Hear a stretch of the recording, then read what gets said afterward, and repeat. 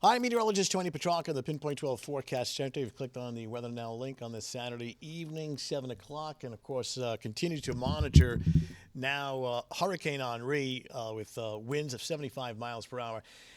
The warnings and watches, or the warnings, have been adjusted since last night. So here's the breakdown. First of all, damaging wind potentially really in all areas on Sunday, but you're looking at the red, that is a hurricane warning, and quite simply the better chance of stronger winds, perhaps reaching hurricane force, at least in gusts for the areas in red. That includes Narragansett Bay, southern Rhode Island, South Shore, coastal Connecticut, up to about Little Compton. The rest of the area, Kent and Providence County inland, it's a tropical storm warning, meaning you have strong winds, perhaps not as strong as the coastline, and the potential for power outages and wind damage in the areas in yellow as well. New Bedford, Buzzards Bay, Cape and Islands is a tropical storm warning. Satellite radar composite across southern New England, it's quiet after a gorgeous day. We'll take a storm is about 300 miles to the south. You know what? I got a little measuring tool here. We can take a look. Let's see. Yeah, so south of about 350 miles to the south, and that is working due north at 18 miles per hour. So here's the latest from the Hurricane Center, winds at the 75 miles per hour. And looking at the satellite photo, TJ's in the Weather Center with me as well.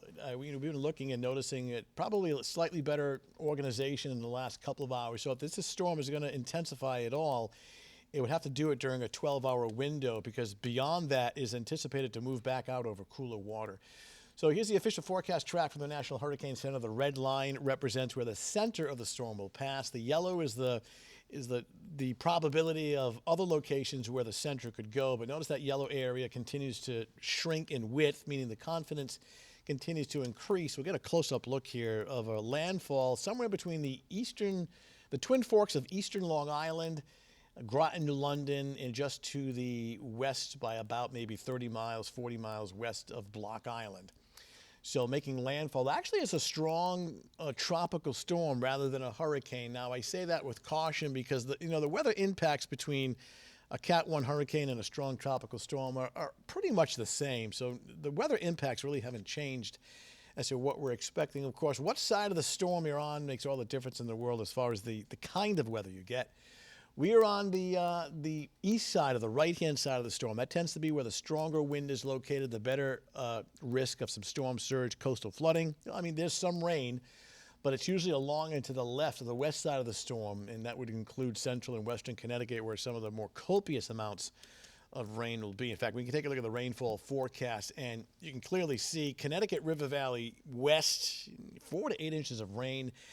And here in at least Rhode Island, the potential is there for 2, 3, 4 inches of rain, and then the amounts tend to taper quite a bit in New Bedford out towards Cape Cod. So we do get a decent slug of rain with some potential for some flooding, but the risk is much higher from roughly central Connecticut out west. So with that, it's the reason why Weather Service has issued a flood watch for the areas in green, the potential for flash flooding. This would be flooding due to rain. And then there's the flood potential due to the ocean. That is the storm surge, and we'll talk about that in just a second. When we look at the envelope of wind, the wind field as the storm approaches on Sunday, you can see yellow and orange. That yellow with winds of 38 to 57. The orange core is winds of 58 to 73. And you can see it starts to impinge the south coast as early as noontime, and then overspreading the rest of the area later in the afternoon and towards the evening hours and into as late as 10, 11 o'clock Sunday night.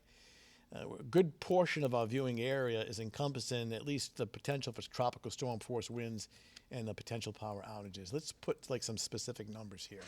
Bottom line, everyone is windy. Everyone from inland to the South Shore has the risk of power outages. But if you really want to micromanage where the strongest of the wind will be, well, no surprise with a landfalling tropical storm hurricane near the coastline. Gusts, Block Island, Long Island, Fire Island, Groton to London could be up to 75. This area in red from roughly Newport to Westerly, and at least the further south you go into Washington County, they're going to be ranging anywhere from 50 to 75. I mean, the strongest wind statewide may actually end up in Westerly, Charlestown, Narragansett. Further north, inland gusts or winds of 40 to 50, and then further out towards far eastern Mass, 30 to 40. So wind speeds of this magnitude can take down tree limbs and power lines and power outages. Also keep in mind, another factor that we look at when looking at potential power outages is the fact that the soil, we've had so much rain, the soil is very loose and kind of, or for lack of a better word, kind of mushy and soft. So it's easy to topple a tree when the ground is so saturated. So that's one reason why there may be some additional power outages. Wave height forecast, obviously no surprise here, an approaching tropical system, the waves are building. This is 6 in the morning, that wave energy propagating towards the coastline and the bay by Sunday afternoon and into Sunday evening. So there is a storm surge, potential storm surge of 3 to 5 feet. Buzzards, especially near Narragansett Bay and along the south coast. So 3 to 5 foot storm surge. It's more exaggerated, obviously, during high tide. So we get a high tide at around 8 in the morning, 9. Another high tide cycle around 8, 9 o'clock Sunday evening. And while the core of the strongest winds may not coincide with the exact high tide, it feels as though there's still going to be some surge and some elevated water along the south shore and Narragansett Bay. So that's why the storm surge warning is in effect. Now, you see inland spots. This way this map is coded, it's, all of Washington County is covered in pink, but when you're talking about a storm surge, it doesn't go this far inland. It's really the immediate south shore is what we're trying to represent here in this graphic. The immediate water's edge along Narragansett and Buzzards Bay and the islands. So it's a extreme south coastal and Narragansett Bay and Buzzards Bay communities. So, quite simply, it's just this push of water towards this onshore wind. We'll have a strong south-southeast wind. It's just pushing water towards the coast. It piles up. That's the surge. And this may be on the order of 3 to as much as 5 feet. So the threat tracker tonight is fairly low. And obviously on Sunday, it's extreme. It's a severe weather alert. And we'll keep it at yellow on Monday. We'll have some lingering impacts. Won't be quite as significant as what unfolds on Sunday. So really no major impacts this evening. Even during the overnight, while we may get some rain after, say, 3, 4 in the morning, things really start to ramp up Sunday morning, daybreak, Sunday afternoon, Sunday evening, and then some lingering impacts early on Monday morning. So what to expect? High risk for a landfall. We're thinking anywhere between Groton, New London, the Twin Forks, Eastern Long Island, and out towards just to the west of Block Island. Some flooding rain, though. I think the flood concern is more concerning, I think, over the border in Connecticut. But the fact that our ground is so saturated and we're forecasting 1 to 3 inches of rain, it's not out of the question to be getting some flash flooding, damaging wind, storm surge, beach erosion, and significant power outages possible. Take a look at, we're taping this as of about 7:15, and look at that, kind of the calm before the storm down at Easton's Beach. The beaches were busy. They're empty now, and obviously with a landfalling tropical system, the worst of the weather in terms of wind along the coastline. So looking okay for tonight. By daybreak, we've got some rain breaking out. And not often we have a forecast shown like this, but windswept heavy rain, increasing wind and waves in the morning. Southeast 25 to 35 and ramping up late morning. And then during the afternoon, it is a stormy Sunday afternoon with very heavy rain, windswept rain, damaging wind. Temperature at 73, winds southeast, going to be ranging anywhere, depending on your location, 40 to 70 miles per hour.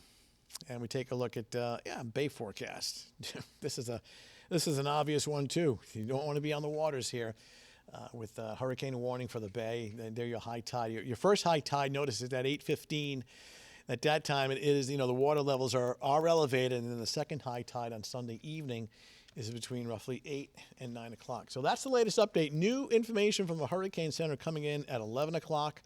WPRI.com. We are constantly updating that. I'm going to have another update in about 25 minutes live on Channel 12. I'll do a live cut-in with an update as well.